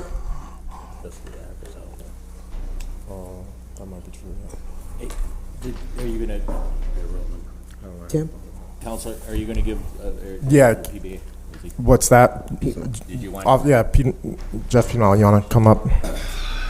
Yeah, I'll try and be quick because I know you're trying to get out of here. I'd like to thank the council for taking the time to analyze this. As Sharon said, there's a lot of issues going around. A few of my comments. I'll start with what you guys are currently talking about, the attitudes and concerns with the police and the community. For the number of calls we take, we get a very minor number of complaints against us. Of those complaints, the majority of them are found to be unfounded or unsubstantiated, which go in favor of the officers. The lawsuits we have, the majority of them, Corporation Counsel has successfully defended us on. Yes, it costs money to defend us, but we've been proven that we didn't violate people's rights. The ones you're talking about are the ones that make the paper and have cost money. And it is a problem. But in any agency across the country, law enforcement, we're the ones dealing with the citizens at their worst time, at times of crisis, and things sometimes don't go well, and it does end up costing us. No one comes to work to violate people's rights, have problems with people. We just had the shooting a couple weeks ago. Nobody comes to work to harm anybody. I'm going to throw in the Rochester officer, Denny Wright. He came to work 2 months ago. At the end of the day, he was blind, got stabbed in the face enough times that he's blinded for life now. That's the stuff that we deal with, that I'm hoping in the back of your minds, you're thinking of the police department differently from the other unions and the other workers in the city. The contract we arrived at was a lot of give and take.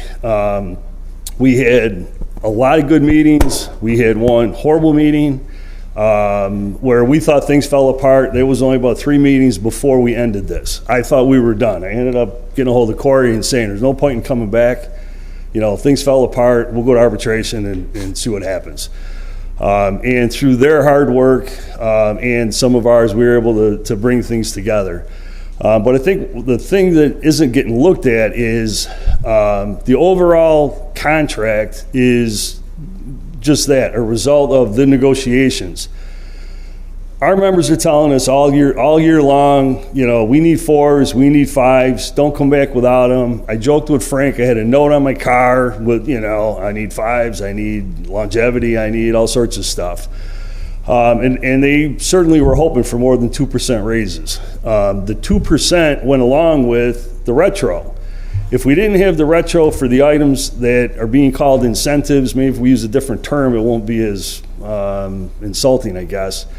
But the retro went along with the 2% raises. If we weren't going to get the retro, we'd still be there arguing with Frank and Corey over we need 4s instead of 2s. And, you know, we would continue going back and forth or go to arbitration. Some of the other unions all along kept saying, why aren't you in arbitration yet? Why do you keep meeting with them? And we kept plugging away because they were willing to meet with us. We met more times this time than we ever have for contracts. They were eager to meet as frequently as we could. In the past, we'd wait a month, and then come back and not get anywhere with it. They were coming back prepared all the time, and we were able to negotiate. But that's how we came with the contract, was we were willing to take lower numbers because we did have some of the retro.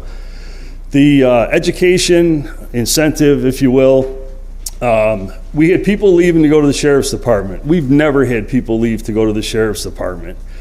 And people left to go to the sheriff's department. We've had other ones with 3, 4, 5 years on that are saying, I'm waiting to see what happens with the contract, and I'm going to make a decision whether I go or not. The people we're hiring now, the majority of them have education backgrounds or military backgrounds. So the 2%, we're still below the sheriff's for base pay. But with the education additions added in, their salaries will be higher. And that's what we've explained to our people that are doing the recruiting, our ones doing background investigations. This is what you're going to need to explain to everybody as to how you are going to make a little bit more money than some of the surrounding areas. To Councilor Driscoll's point, we're behind Rochester, we're behind Buffalo. When I talked to Mike Mazzio from Rochester, he said with the longevity increases and the rank differential, we're getting closer to his people. So I guess they were getting paid pretty well all along. So we are still going to be behind. I don't think we're ever going to be where Rochester is, but I think this was a good step in getting there. To answer the arbitration, fortunately or unfortunately, next month I start my 26 years as the PBA president. I've been to arbitration quite a bit. I'm probably the only one in the room that's been to arbitration. And what you were describing is exactly what happens. We will go to arbitration. The PBA will put on our evidence. The city will put on their evidence. You get to executive session where it's the arbitrator, city representative, and myself. And the arbitrator is going to say, where were you on the last day when things fell apart? And I'm going to give them the agreement that we have and say, this is the agreement we had, this is what they agreed to. The counselors didn't approve it, but this is what the administration agreed to, and that's what the arbitrator is going to have in his mind where we're at. In the past, when you got to that point, and this is a problem with arbitration, everybody has to hold their cards close to their vest, because when you get to arbitration, you know you're going to be at that point. And if the PBA had agreed that, well, we only need 2s and we don't need anything else, or the city knew if they offered 2s, the arbitrator knows, all right, I don't have to go any higher than the number the PBA said they would accept, or any lower than the number the city accepted. And that's why there's problems at arbitration historically. You're not honest with each other. With the city this time around, we were very honest. The first couple meetings was a lot of feeling out. I get yelled at by somebody for comments, not meant to irritate anybody. But we had good conversations, and we tried to move forward. We have people now that are saying, I was planning on leaving, but I am going to stay now at least a few more years. We have younger kids that are saying, I'm going to take the promotional exams. Part of the problem with the supervision is there isn't a big spread between police officer and sergeant and lieutenant.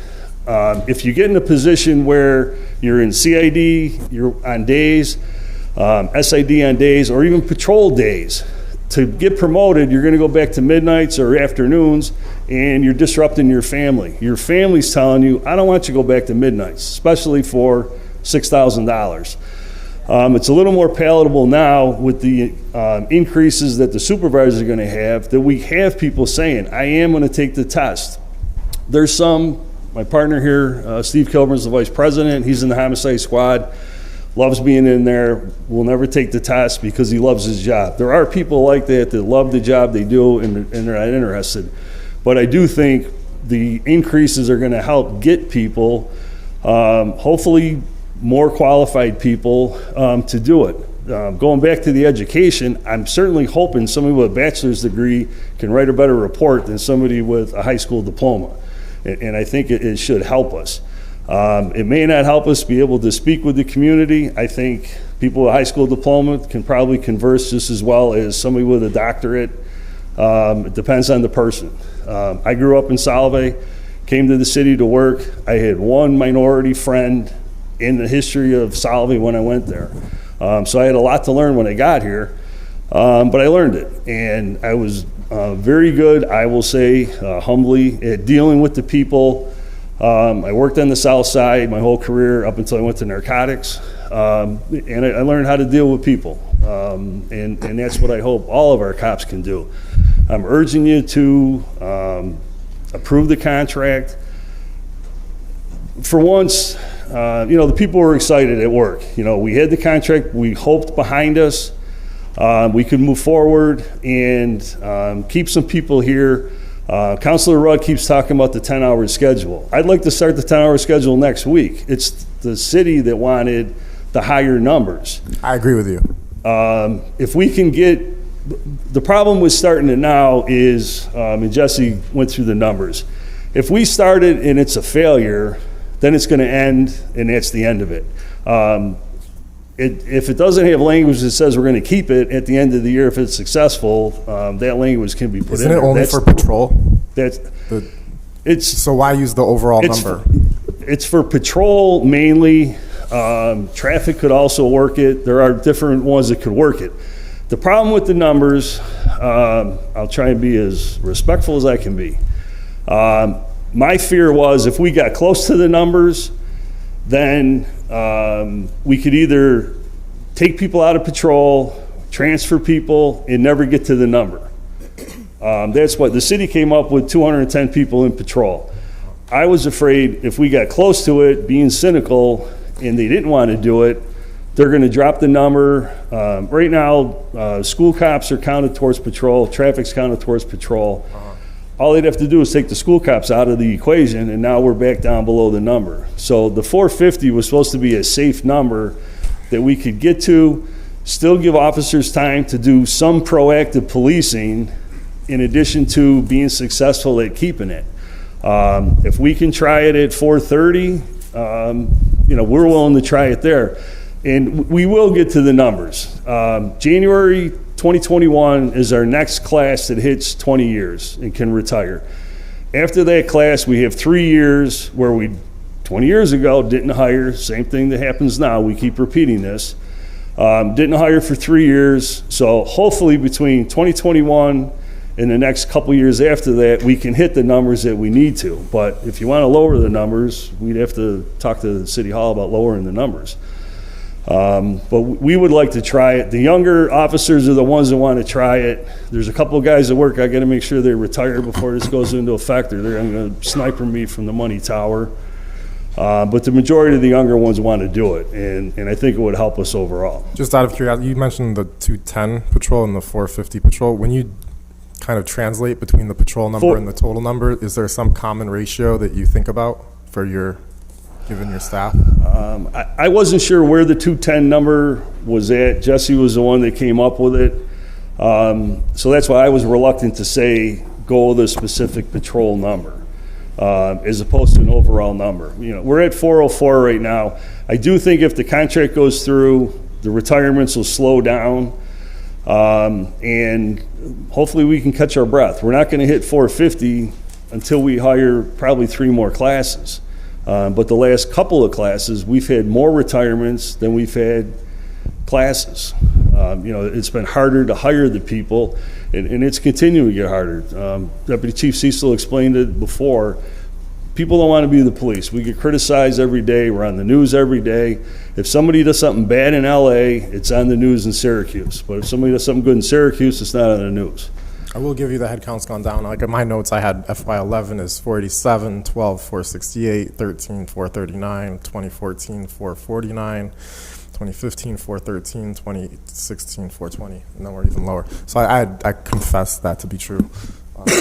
But I would just mention, Counselor, that the funded position number That stayed has the never same. changed. That's fair. The funded position has always been the same. The number of people that are working is. My last 2 points and I'm Overtime done. also fluctuates. Last 2 points and I'm done. There's always a big concern about pensions, and when people retire, their pensions are high, and the city's left with a bill. Once I retire, you're done with me, and you're not paying for me. I'm on As a city taxpayer. as a city taxpayer. You're not paying for me. As a still state pay. taxpayer, the money's already in the fund for me. Hopefully. So my money's in there. Unfortunately for police and probably firefighters, we die at a younger rate. So there's probably more money in the accounts than I'm going to collect. That happens frequently. The other thing which Deputy Chief Cecil was explaining, with the other tiers, the tier 5s and tier 6s, that's what I was explaining to Frank and Corey during the negotiations. Their tiers are set up where they can only go 15% above their base pay. So with the longevity added in year 21, it forces them to stay for at least 3 more years. I'm hoping, and those classes don't even hit retirement for another 10 years. I'm hoping between now and then, maybe you add another longevity piece in there at, say, year 25, and now you get those kids that were planning on doing 20 and out, the millennials that the chief said can't keep their attention for 2 calls. Maybe now they stay. If you got more money at year 25, now maybe you get them to stay 26, 27, 28 years. When you say it takes 3 years, does that mean 1 more, or does that mean 3 more from now? It takes 5 total. They'd have to do 3 years of under the new contract. Under the new pension tiers, they have to have, it's their 3 best years.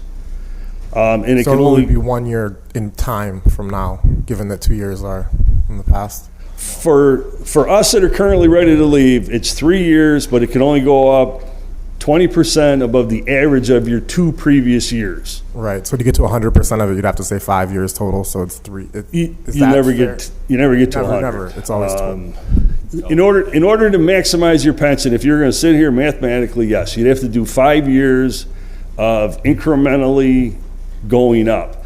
Yeah. The thing that people are saying now is because the hourly rate that you're talking about, the overtime rate you're talking about is increasing, they're planning on, even though they had 3 good years ago, they're planning on starting over now to get 3 good years going forward, and we can get more out of them.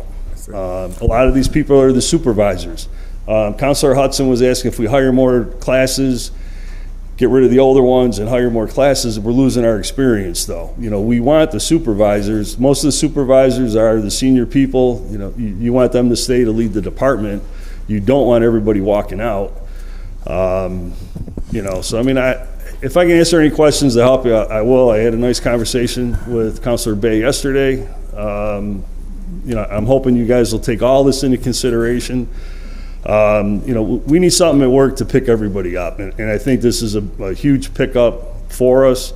I'm still getting grief. Some people are mad they got to get a doctor's note. Others are mad we're at 2%. Retirees are ready to kill me. That's why I travel with Kilburn, make sure he can protect me. Not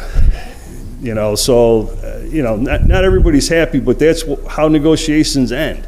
If one side's real happy and the other side's not, that wasn't a successful negotiation. Both sides had some pain, and both sides had some, things to celebrate. The residency, I think, is the big thing that the city was looking for. Thank you. I know Councilor Bay wanted to get. Yeah, again, I don't believe anyone up here questions the importance of supporting and strengthening our police department. I think there were some comparisons, though, that I think you have to be careful about making.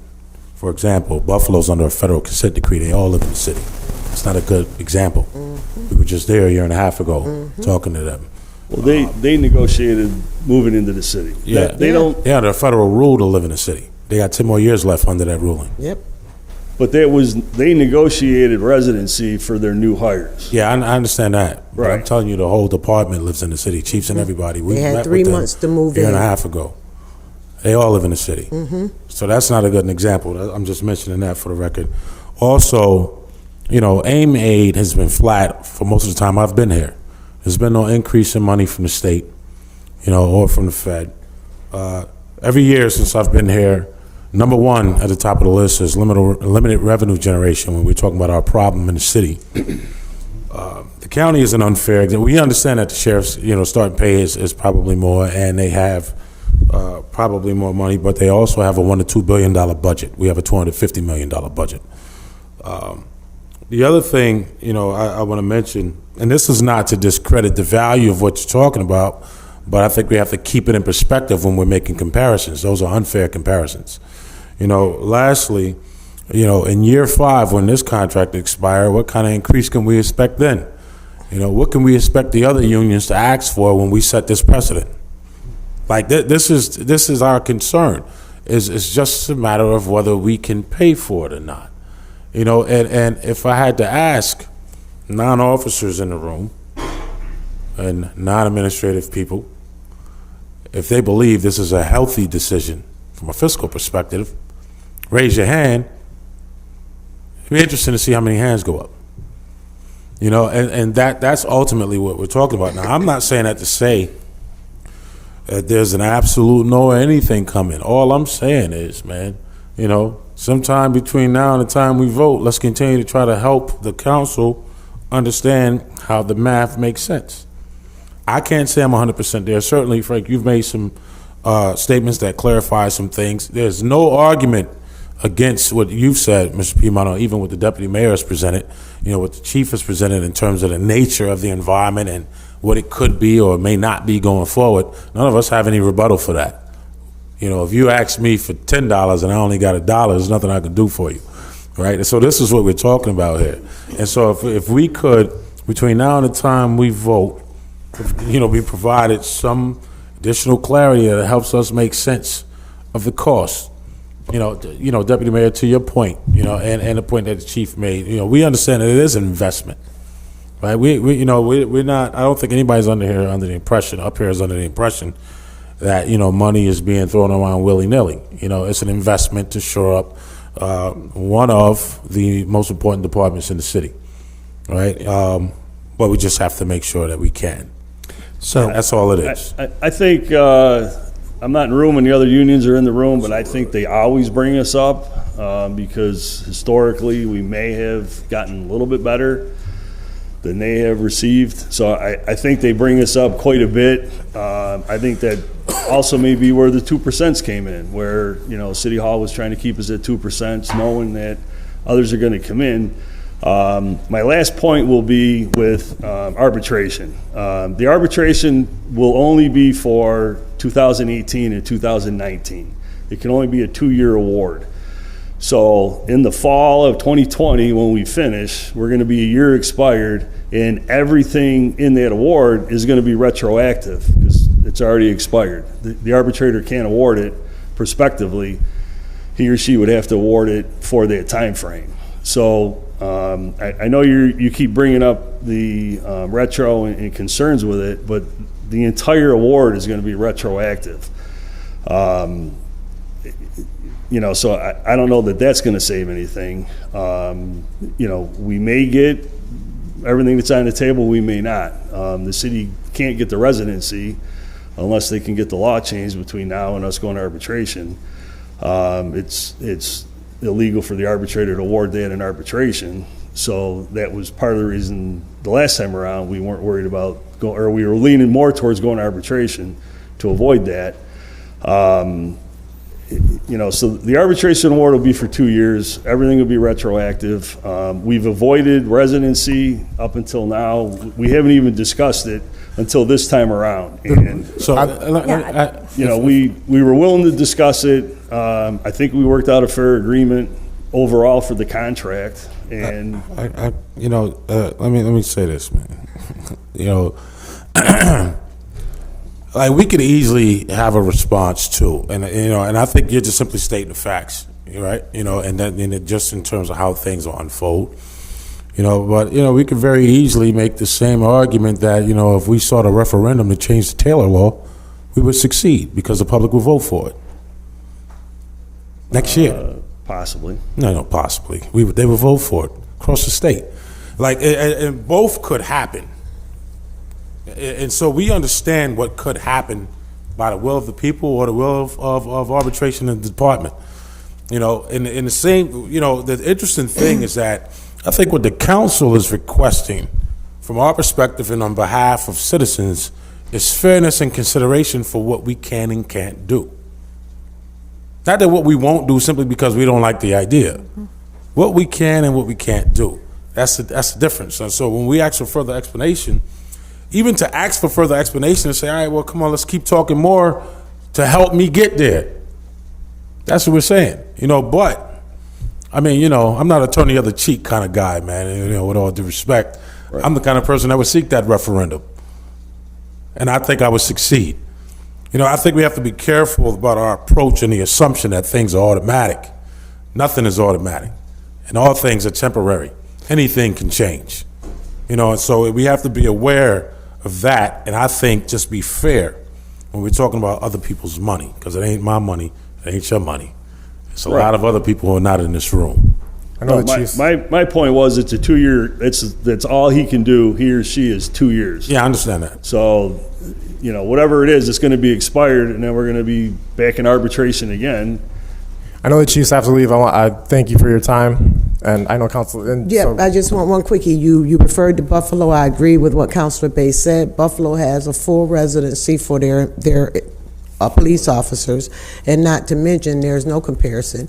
They have a 28% minority police force, which we are lacking very much so. So I just want to give some clarification on that. So I'd like to ask Chief Buckner to close out for us, if that's okay with the with the committee, with one quick caveat to Councilor Bay. We welcome the opportunity to go through the numbers. We absolutely are willing to parse the numbers in any way that makes you comfortable or helps you get to the thinking behind where we were, where we are, where we have been. I honestly think, as I look at this, that no matter how you approach it, it's about a $5 million number. If you look at over the course of 21 and 22, what are we going to need to find in the general fund across the municipality in those years over and above the current SPD budget? It's about $5 million, $3 million in 1 year, $2 million in the next year. If you look at it as what we would have expected to pay in a straight salary negotiation versus what we negotiated in this contract, it's about $5 million. Now, you may not agree with either of those approaches. I'm happy to provide you with any information, but I think what we're asking you, bottom line, is for a $5 million investment. I think that's right. And the question is, over a period of 4.5 years, where we want to spend $5 million. I'm sorry? And the question is, if we had $5 million to do something magical and amazing in the city of Syracuse, would it be this? That's absolutely the question. Over 4.5 years, $5 million over 4.5 years, which constitutes less than 1% of the city budget. That's absolutely the question that we're asking. Chief? First of all, thank you all for giving us an opportunity to come in here and say our piece. Again, I want to echo the sentiments that were shared by Frank and Deputy Mayor Owens and also Mr. Piedmont, and thanking you for your service. You all are doing exactly what good stewards are supposed to do. You're asking questions, and if something doesn't make sense to you, you challenge it.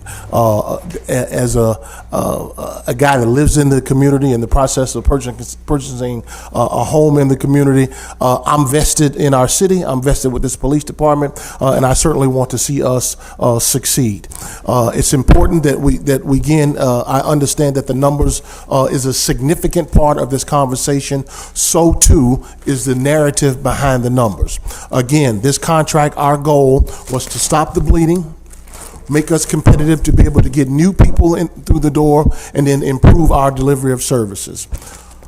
It will be extremely difficult for me to do any of those three under what we're currently doing. We're simply treading water and look for that to get worse if we cannot increase our staffing and have resources to be able to improve what we're delivering. That's not an easy task. That's something that will not come without pain. Most progress is painful, but I would ask you to consider what you ask us to do on a daily basis, the significance of public safety to all of the pet projects that are things that put a twinkle in your eye. Public safety is a central part of all of those things, and please keep that as a central part of how we spend our dollars in this city. And I think that the general public will certainly understand that we've made public safety a priority. Thank you. Thanks, Chief. Thank you. Thank you all for staying. This is over.